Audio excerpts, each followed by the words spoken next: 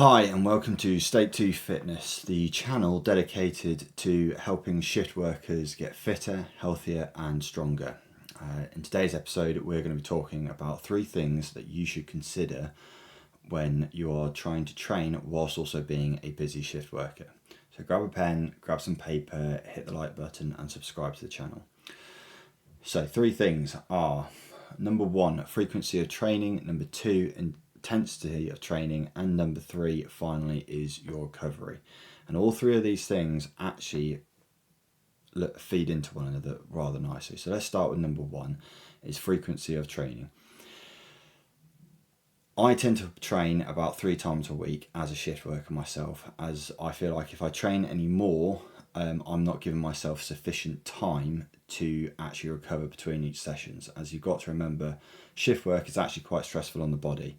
The different shift patterns going from mornings to twilights to night shifts, it actually throws your circadian rhythms out and actually affects your ability to sleep and recover and synthesize proteins effectively during that sleep. So if you can only do 1 session per week, do 1 session per week. As I said, I generally go for 3 because then it gives me plenty of time to recover between each session. Number 2 is your intensity of training. So I tend to try and take into consideration the high-low principle. By that I mean if I have 1 session during the week which is super high, and as in like it's intense, so I'm doing like a big weight session or HIIT session, the following day I'll have a slightly less intense session. So it's probably going to be prolonged cardio, like a walk, a little bit of rowing, maybe a nice bike ride, or even a go swimming. I also take into consideration what kind of shifts I've been having.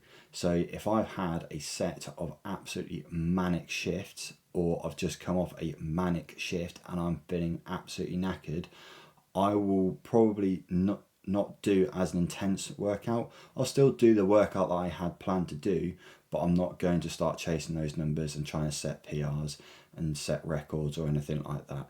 What I will do is, though, I will might even lower the weight, lower the repetitions or lower the sets, so then I'm still going through the motions of the program that I intended to do for that day, but I'm not going to try and beat my body up, and also it helps me mentally.